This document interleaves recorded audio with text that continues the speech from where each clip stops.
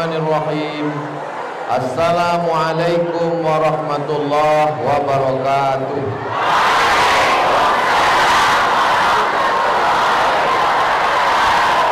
Alhamdulillah, wassalatu wassalamu ala rasulillah wa ala alihi wa sahbihi wa man tabi'ahu wa mawala.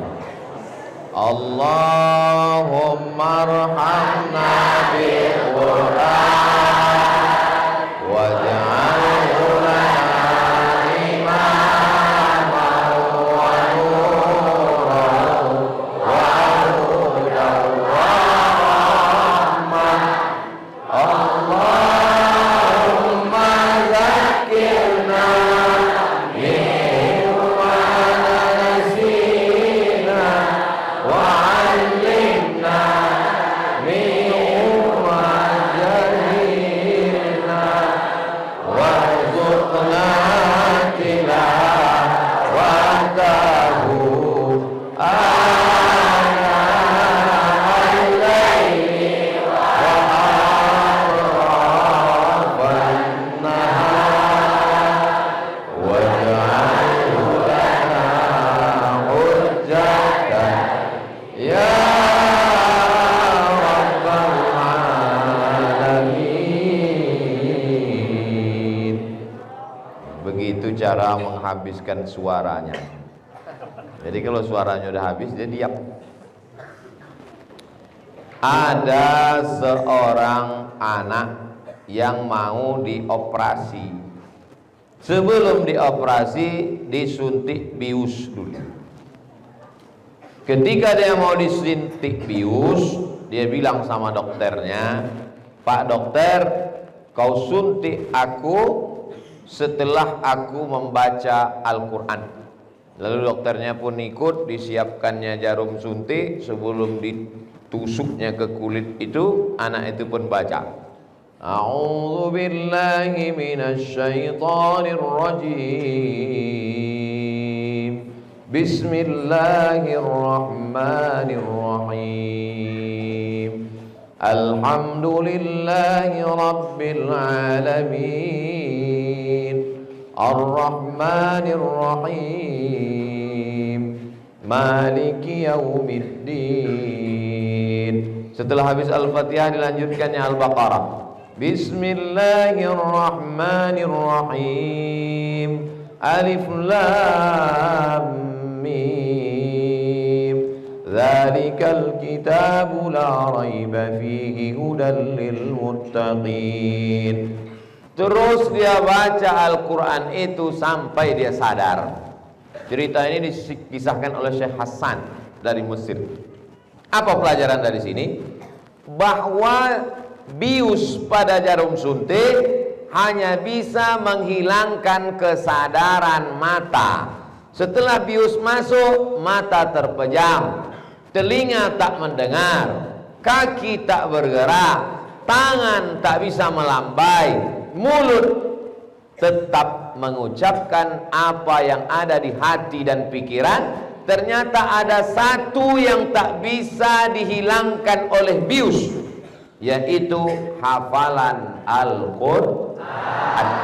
Itu menunjukkan bahwa ketika orang koma, ketika dia berada di ruang ICU, ketika dia sedang disuntik, maka yang lainnya off, yang lainnya tak bisa berfungsi, tapi Al-Qurannya tak bisa dihilangkan.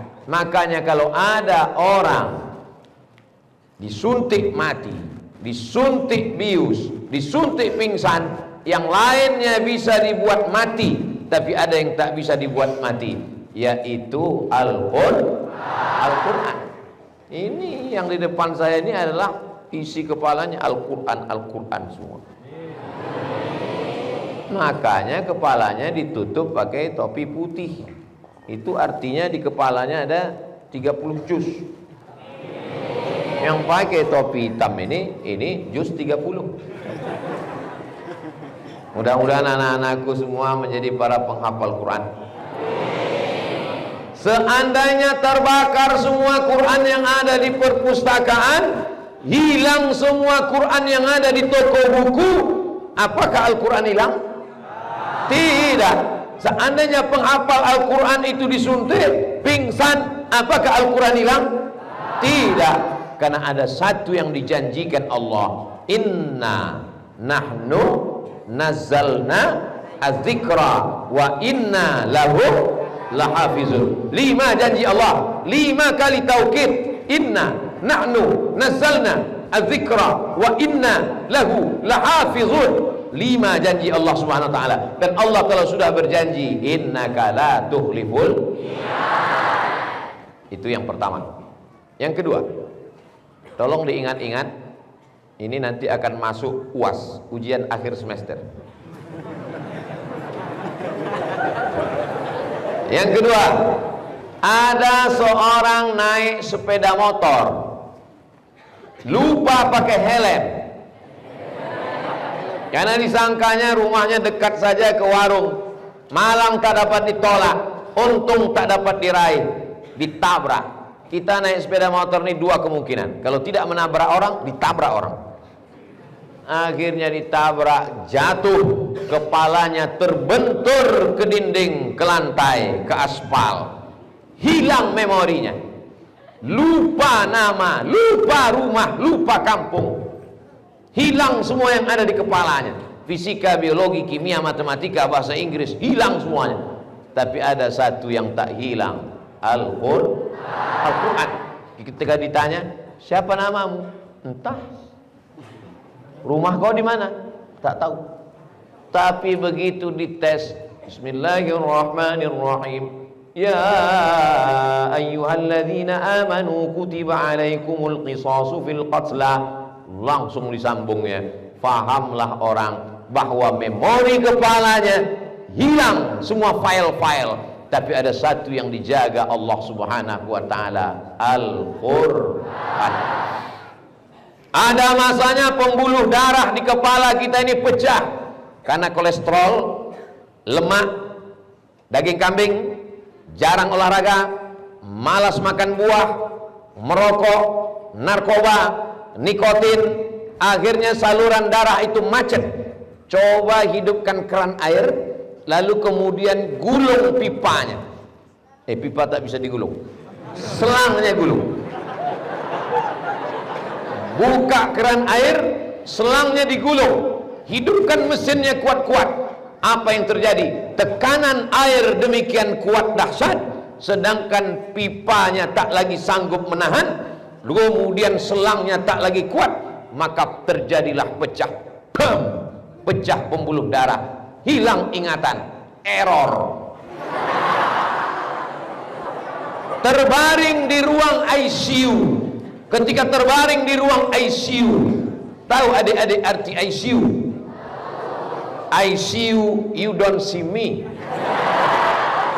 Aku bisa menengok kau, kau tak bisa menengok aku. Ketika itu hanya terbaring kaku, anak lupa, istri tak ingat, kawan tak ada satupun yang ada dalam kepala, maka yang menjadi ingatan dia hanyalah Al-Qur'annya. Saya bukan mengatakan kita siap-siap kena musibah, tidak. Iyamsaskallahu bidurrin fala kashifalahu illahu wa iyuridka bi khairin fala radda li fadlih.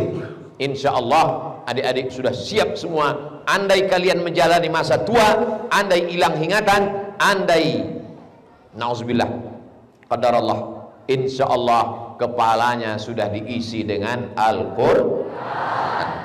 Poin ketiga. Sampai berapa nih Pak Ustadz? Ya terserah saya lah. Poin yang ketiga, ada seorang jamaah di Jakarta, dipanggillah keluarganya oleh dokter spesialis. Sini sebentar Bapak Ibu, ada apa? Pasien ini bawa pulang ke rumah, kasih makan enak, kasih minum enak. Kalau nanti ada keluarga kita masuk rumah sakit, lalu keluarganya dipanggil oleh dokter, ini bawa pulang ke rumah, makan enak, tidur enak, itu artinya malaikat maut sudah dekat. Tak ada harapan, tak ada obat. Bawa saja pasien ini pulang. Ketika pasien ini sudah mau dibawa pulang dalam keadaan koma, belum titik lagi, masih koma. Ketika mau dibawa pulang ke rumah, tiba-tiba dia terbangun dan duduk di atas tempat tidurnya. Heran semua dokter. Akhirnya dokter bertanya, "Bapak, iya, saat koma itu apa yang kau tengok? Apa yang kau lihat? Apa yang datang dalam koma kau itu?" Apa jawab dia?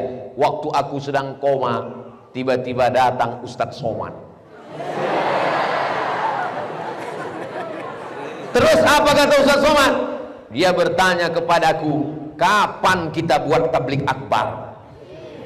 Akhirnya dia sadar, dia sehat, dia pulang ke rumah, dan dia buatlah tablik akbar halal bihalal di tepi Danau Maninjau di bumi Minangkabau, Sumatera Barat. Saya pun datang. Sampai di lokasi diceritakan kepada saya bahwa ketua panitia ini sudah koma di rumah sakit, divonis dokter sudah tak akan mungkin hidup lagi. Ternyata Ustadz datang dalam mimpinya.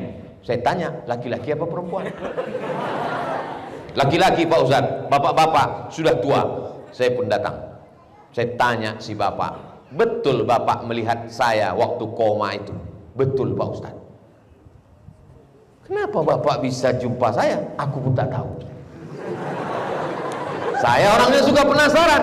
Saya tanya, "Bapak selalu mendengar ceramah saya?" "Selalu Pak Ustadz, sampai habis paketku." Kalau pagi aku di rumah, ku dengar ceramah Ustadz. Kalau aku berangkat ke kantor di mobil, ku dengar MP3 Ustadz. Sampai aku di kantor tempat kerja, selesai kerja, ku tonton YouTube Ustadz. Baru saya paham apa yang sering kita lihat, apa yang sering kita dengar, apa yang sering kita tonton, apa yang sering kita pikirkan, apa yang sering dalam hati kita, itulah yang akan datang kepada kita waktu koma, bukan komat. Ternyata ketika dia sedang koma, yang nampaknya Abdul Somad, karena dia sering mendengar ceramah Abdul Somad. Tapi anak-anakku ini, na'udzubillah, andai terjadi pada mereka, maka yang datang kepada mereka adalah hafalan Al-Qur'an. Kenapa? Karena pagi, petang, siang, dan malam yang mereka baca Al-Quran, yang mereka ulang Al-Quran, yang mereka hafal Al-Quran. Mereka yang hafal Al-Quran satu hari mengulang hafalan 2 juz, 1 bulan hatam 2 kali, 1 tahun 24 kali. Maka yang ada di matanya, di telinganya, di hatinya adalah Al-Quran. Beruntung Bapak Ibu yang sudah memasukkan anaknya ke pesantren Al-Muslimun. Bagi yang belum, daftarkan segera sebelum pendaftaran penutup berikut ini.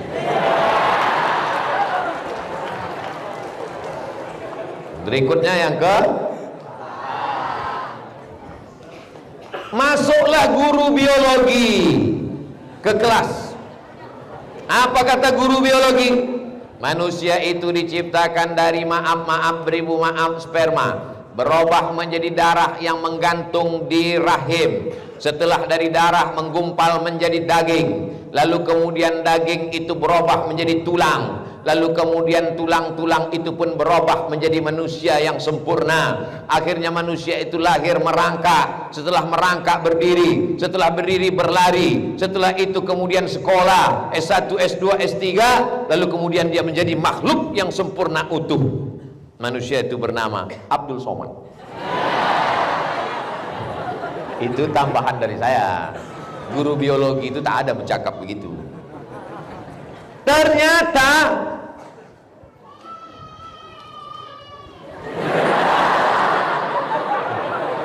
itulah dia makhluk yang sempurna tadi. Ternyata penciptaan manusia diceritakan Allah min nutfah. Setelah dari nutfah berubah menjadi alaqah. Allaqa yu'alliqu. Ana u'alliqul misbaha. Saya menggantungkan lampu. Allaqa yu'alliqu. Mu'allaq, tergantung. Karena memang dia adalah darah yang menggantung di leher rahim, di dinding rahim, sama seperti pacat. Pacat yang menempel di kulit. Awalnya pacat lintah itu kecil, lalu kemudian berubah menjadi besar karena dia menghisap darah. Kalau dia naik ke darat namanya lintah.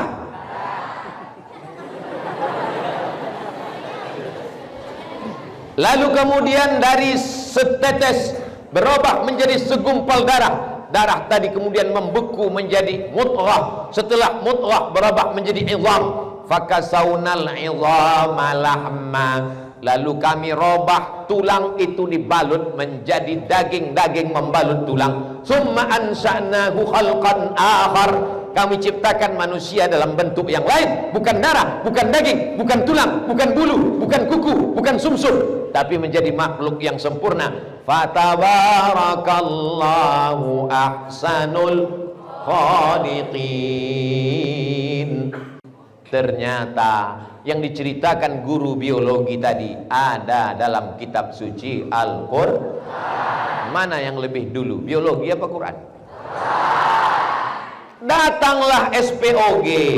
SPOG itu Special Objin. Objin itu apa Pak Ustadz? Bukan orang kekenyangan. Maaf, beri maaf. Spesialis kandungan, spesialis objin, seminar. Salah satu narasumbernya datang dari Amerika, tak Islam. Datanglah spesialis objin, spesialis kandungan, bertanya, dokter pakar kandungan dari Amerika, ya, dalam kitab suci Al-Quran kami dikatakan manusia itu dari nutfah, dari nutfah berubah menjadi alaqah, dari alaqah berubah menjadi mudghah, dari mudghah berubah menjadi izam disambung, dibalut dengan daging. Kira-kira dari mana Nabi kami ini bisa tahu tentang proses kejadian manusia, padahal dia tak pernah terdaftar di Fakultas Kedokteran Universitas Islam Indonesia Yogyakarta? Apa kata si dokter spesialis objin dari Amerika itu? Mungkin Nabi kalian itu sudah punya mikroskop. Tak tahu dia jawabannya. Tapi bagi kita yang beriman itu mudah saja. Dari mana dia tahu? Wa ma yantiqu 'anil hawa in huwa illa wahyun yuha. Siapa yang mengajarkan dia? Allamahu syadidul quwa dzu mirratin fastawa wa huwa bil ufuqil a'la thumma dana fatadalla. Begitulah Allah mau menunjukkannya. Tapi kalau Abdul Somad yang bercerita tentang proses manusia dalam kandungan ini, orang tak percaya. Kalau Abdul Somad yang ceramah tentang penciptaan manusia dalam kandungan, apa kata jemaah? Entah iya entah tidak. Tapi kalau yang bercerita itu adalah dokter spesialis, tapi juga dia hafal Quran, santriwati alumni dari Al-Muslimun, kira-kira masyarakat percaya apa tak percaya? Percaya. Jilbabnya panjang, wajahnya bercahaya bekas air wudhu, masuk dia ke ruang rumah sakit, SPOG, spesialis kandungan. Datang dia, begitu masuk dia di ruangan, di dalam itu semuanya perempuan hamil. Bahasa Jepangnya kukira kura-kura. Mohon maaf, yang itu jangan kelainan. Nanti sebelum diupload ke YouTube, tolong yang itu dibuang ya. Perempuan yang hamil itu muntah-muntah. Perempuan yang hamil itu emosinya tidak stabil. Perempuan yang hamil itu stres, melihat segala sesuatu yang harum-harum, diciumnya bau busuk. Lakinya mau muntah dia tengok. Padahal dulu sebelum nikah, kola bulan, kola bintang, begitu tengok, bang pergilah mau muntah, aku tengok kau tu. Maka datanglah dokter spesialis, alumni dari Al-Muslimun, begitu masuk ke dalam, membawa jarum suntik. Ibu-ibu hamil, apa kabar? Kalian adalah ibu-ibu harapan dunia akhirat. Yang kalian kandung ini adalah calon presiden. Yang kalian kandung ini adalah calon menteri. Yang kalian hamilkan ini adalah calon ulama. Akhirnya dibacakannya ayat Bismillahirrahmanirrahim, Yasin wal Qur'anil Hakim la tuqra'u fi amrin asirin. Setiap kali Yasin dibacakan pada perkara yang sulit, illa yassarahullah. Begitu selesai fa subhanalladzi biyadihi malakutu kulli syai' wa ilaihi turja'un, anak pun lahir semua yang 9-10 hari. Tiba-tiba ada satu anak yang tak lahir-lahir. Sudah dibacakan Yasin 2 kali tak juga lahir. Akhirnya dibacakannya ayat idza zulzilatil ardu zilzalaha wa akhrajatil ardu asqalaha. Keluar. Siapa nama anaknya? Zilzal.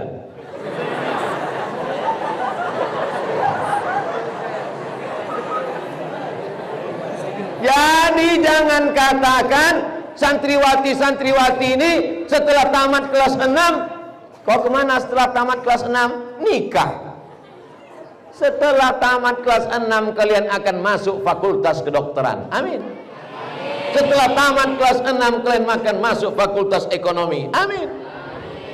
Kalian adalah harapan masa depan. Ini perempuan-perempuan ini yang akan melahirkan pemimpin-pemimpin masa depan, insya Allah. Yang laki-laki ini mana bisa melahirkan? Kita lanjutkan poin yang kelima, bahwa ternyata diteliti otak orang yang hafal Quran itu pagi-pagi sudah ada pemanasan. Ibarat kaki itu tidak bisa langsung main bola. Kalau main bola nanti kram, maka dia mesti lari-lari dulu pemanasan, baru dia bisa main bola. Nah, otak ini banyak yang terkejut. Bangun tidur, makan, sarapan, langsung masuk kelas. Otaknya terkejut. Beda sama otak orang penghafal Quran. Pagi-pagi dia sholat subuh, dia sudah baca. Habis sholat subuh, dia baca 1 juz. Tadi malam sebelum subuh, tahajud, dia sudah baca 1 juz. Karena dia mesti mengulangi hafalannya. Maka otak orang penghafal Quran segar bugar. Dosen-dosen dari Fakultas Kedokteran Universitas Islam Indonesia, dosen-dosen memberitahu ke saya, Ustadz Abdul Somad, anak-anak yang hafal Quran itu daya tangkapnya lebih cepat, daya ingatannya lebih kuat, karena otaknya sering dipakai. Ada musabakoh otak internasional, pameran otak internasional, diceklah semua, ditengok otak dari Jepang, sudah tertulis itu, sudah dipakai 90%. Gara-gara berpikir orang Jepang, itulah keluar Honda, Yamaha, Kawasaki, Suzuki. Otak dari Jerman dicek pun sudah terpakai 75%. Itulah keluar Mercedes-Benz, BMW, otak sudah terpakai. Datanglah otak dari negeri antah berantah, dijual otak masih utuh 100%, dijamin belum pernah dipakai.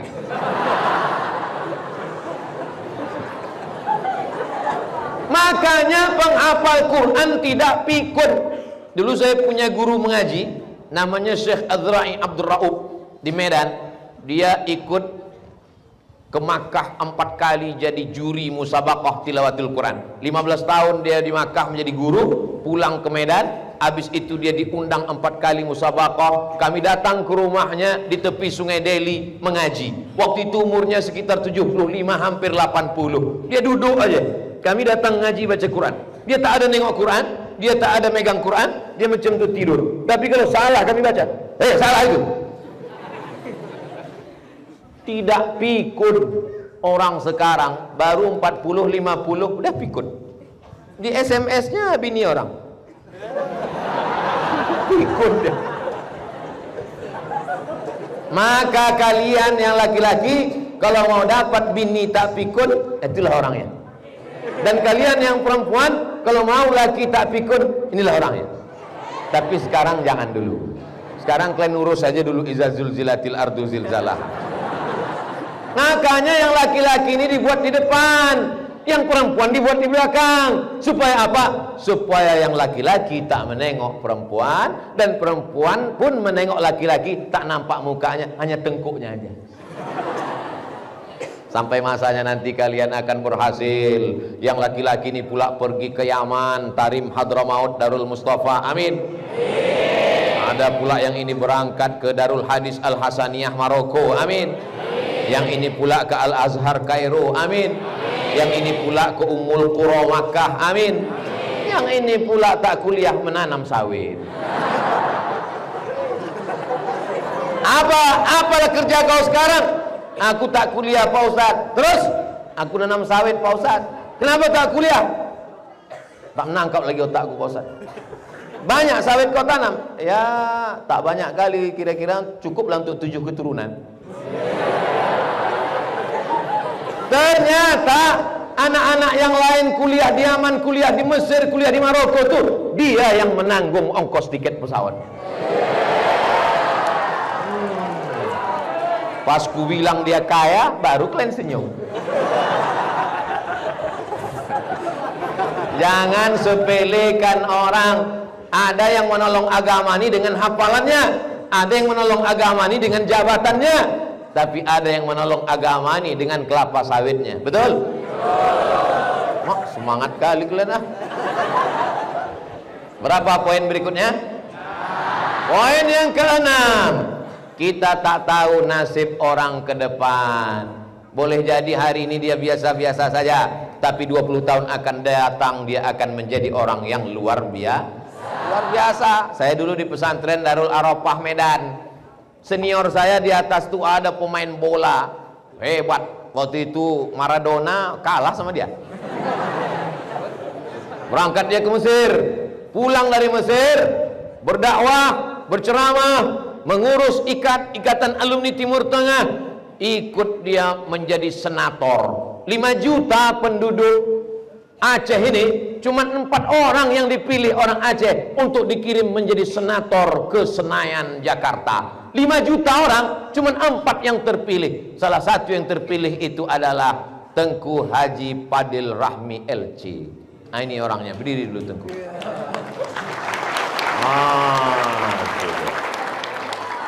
Dah, duduk Tengku. Nanti. Masya Allah. Masya Allah. Ini senior saya, kakak kelas saya. Dulu luar biasa, bintang kami. Dan sekarang beliau menjadi anggota DPD. Cuman 4, limited edition. Ada yang mau jadi anggota DPD? Tunggu dia 2 periode. Mudah-mudahan nanti ada kalian yang mewakili Aceh menjadi anggota DPD di Senayan. Enaknya jadi anggota DPD itu, punya rumah dinas, mobil dinas, uang tunjangan, uang sipak, uang tunjang, uang sundul. Bersinnya aja digaji. Asyik digaji. Bayangkanlah itu. Jadi yang penting kalian kuliah, yang penting kalian belajar. Jangan pikirkan nanti jadi apa. Kalau sudah kalian berusaha, Allah akan memberikan jalan insya Allah. Amin. Lalu kemudian saya pun berangkatlah ke Mesir, naik pesawat bersama salah satu orang dari Banda Aceh. Saya selesai LC pulang, dia pun pulang. Rupanya dia hebat bahasa Inggrisnya, dapat S2 di Jerman, S3 di Australia. Orangnya ada di sini. Namanya Tengku Haji Dr. Reza LCMA. Muhammad Riza. Diri. Masya Allah, tabarakallah. Dia agak grogi sedikit. Masya Allah. Ganteng kan? 11-12 macam Sanjay Dudu. S1 Al-Azhar Kairo, S2 Jerman, S3 Australia, kerja di Jepang. Tapi dia tetap tidak meninggalkan Aceh karena dia adalah pencinta Nanggro Aceh Darussalam. Dan yang paling membahagiakan adalah mereka berdua ini orang yang tamat pesantren. Ini kadang orang ada ngejek, jangan kau masuk pesantren, nanti kau tamat pesantren jadi apa? Memangnya kau tak pesantren jadi apa? Dia tamat pesantren jelas jadi DPD. Dia tamat pesantren jelas kuliah di Jerman, jelas S3 di Australia, jelas kerja di Jepang. Kau kerja di mana?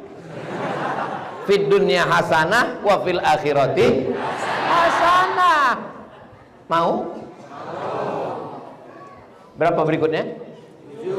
Yang ke-7 adalah tak ada maknanya ijazah kalian, ilmu kalian, kalau tidak memiliki akhlakul. Kira-kira kenapalah anggota DPD yang terhormat nih masih mau berkawan sama saya? Kenapalah orang yang kuliah di Jerman, di Australia, di Jepang nih masih mau berkawan? Karena saya tak pernah menyakiti hati mereka. Andai dulu saya sombong, angkuh, mau mereka berkawan sama saya sekarang? Mana mau. Galah patah boleh disambung, kaca retak boleh direkat, hati yang sakit kemana obat akan dicari.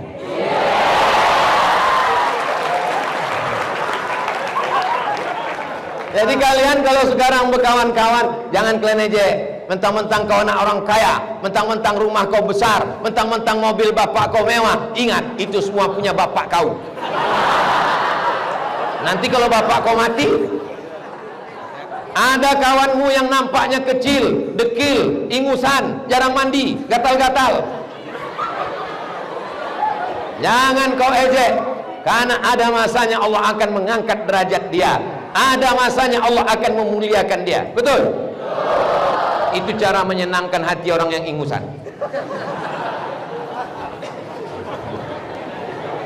Itulah 7 poin yang disampaikan Ustadz Abdul Somad. Nanti keluar ujian. Apa saja 7 poin yang disampaikan Abdul Somad waktu singgah ke pesantren Al-Muslimun? Nanti bagi yang mencatat, alhamdulillah. Yang tak mencatat, tak masalah, karena ada rekamannya, akan diupload ke channel Ustadz Abdul Somad Official. Jangan lupa subscribe, like, and share.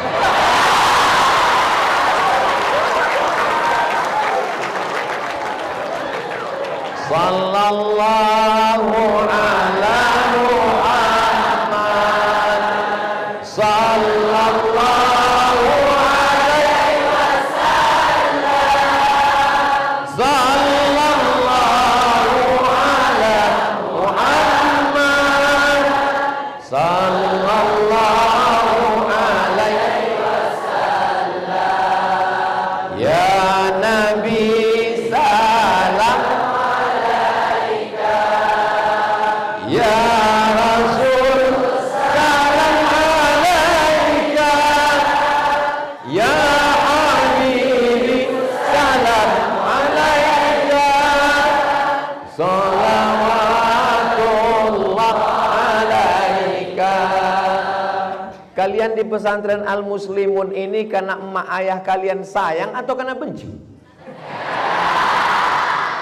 Kenapa muka kalian macam sedih kali? Karena sayang mereka lah maka diletakkannya kalian di Muslimun ini. Jadi jangan nanti kalian bangun tengah malam jam 2 pergi ke Tanah Lapang, oh nasibku.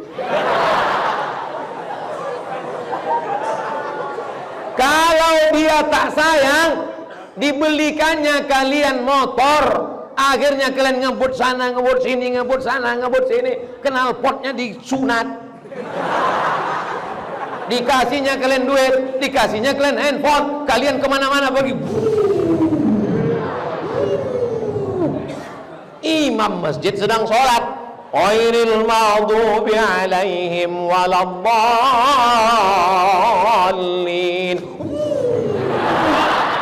Datang makmum di belakang, mampus lah kon, lepak nabrak tiang listrik. Tidak mati, setengah mampus.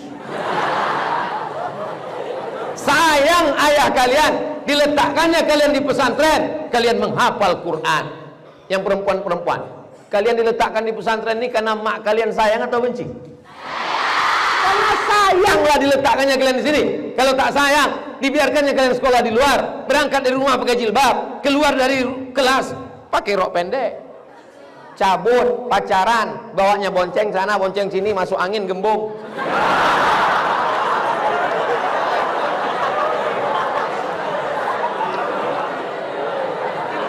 Perempuan pacaran sama laki-laki, yang rugi laki-laki apa perempuan? Yang muntah-muntah laki-laki apa perempuan? Yang mengandung malu ditengok orang laki-laki apa perempuan? Yang melahirkan anak meregang nyawa laki-laki apa perempuan? Masih mau juga kalian pacaran? Tahan kalian jomblo. Allahu Akbar. Itulah yang dapat disampaikan oleh Al-Fakir Abdul Somad. Mudah-mudahan kita selalu dalam ridha Allah.